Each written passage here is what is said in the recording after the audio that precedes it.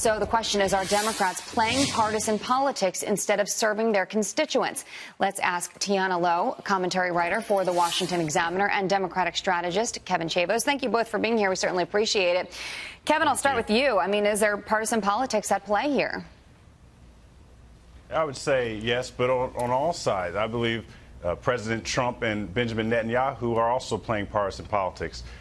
To me, it seems as though the relationship between the U.S. and Israel, especially under Donald Trump now, has really just become about their own personal agendas. I mean, our relationship with Israel used to be bipartisan. I mean, that used to be one thing that both sides of the aisle could agree on. This providing aid to Israel and providing support. They are our strongest ally in the region. But when they block lawmakers from entering the country who are American, regardless of whether they're Democrat or Republican, I agree with Representative Omar that that's just not how allies treat each other. Yeah, but you have to, though, take into consideration the comments that they've made in the past.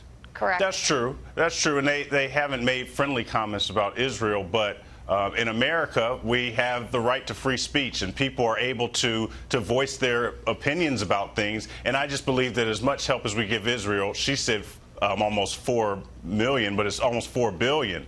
I just think we deserve better. And I do believe that Israel being so, I mean, look, Donald Trump is very popular in Israel. He's actually on one of their coins. And I think Netanyahu knows that, and he knows he's got an election coming up, and he's hitching himself to Donald Trump. But, you know, it takes a bipartisan agreement in order to get these aid packages passed. And I just think they're threatening what used to be a good run for Israel. I mean, both sides of the aisle always support Israel usually, and I just think they're threatening that. Well, let's go ahead to Tiana right now and bring you in and your opinion on this. I mean, what's changed in the last 2 years? I don't see Steny Hoyer invoking anti-Semitic tropes. I don't see Nancy Pelosi invoking anti-Semitic tropes. I don't see any member of Democratic leadership changing their tune on our historical allyship with Israel. The only difference is the introduction of the Squad and the introduction of some of the most virulent anti-Semitism we've had in Congress in years.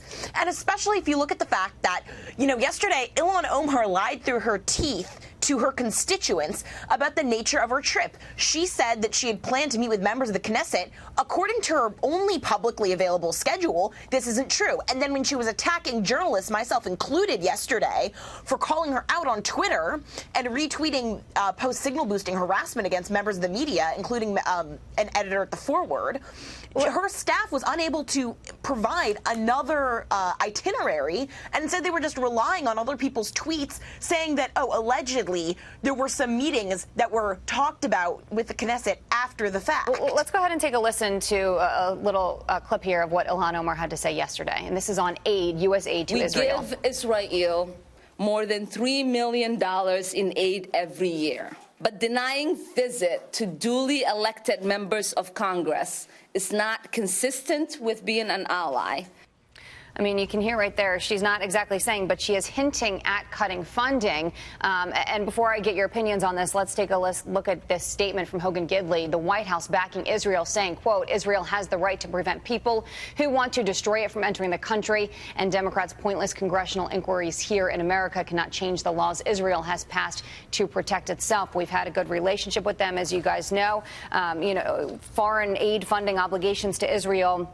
You can see, we'll pull this up here on the screen. It's pretty much been consistent over the last couple of years anyway. That's just the last 3 years, as you can see. Kevin, your final thoughts here on whether or not you think that funding should be cut. Should this be something that is looked into, as Omar is suggesting? Well, I personally think that Israel gets, I mean, I think $4 billion is certainly a large amount. But it's been that way, and I don't think it's going to change anytime soon. Even with this, I just don't think this will move the needle that far to the, I guess, to the left, we should say, in terms of cutting aid. But I do think it's important to recognize that Representative Omar and Tlaib, the Squad, as they're called, or part of the Squad, they sort of represent sort of new views and views of sort of the younger Americans who are looking at these foreign aid packages more critically. I mean, why does Israel have to get so much in aid? Yes, they are our strongest ally in the region, and it is important for us to have an ally in order for strategic purposes and our interests in the region. But these are things that voters are starting to look at more closely, whereas before we didn't really ask. It was Israel, they're our ally, so we're going to support them as much as we need to. And I think people are going to look closely at it now. We're running out of time, but I do want to give Tiana the final word here. Yeah, I'm sure the same young millennials who want $32 trillion Medicare for all packages are worried about a few billion in foreign aid spending for our only Democratic ally in the region.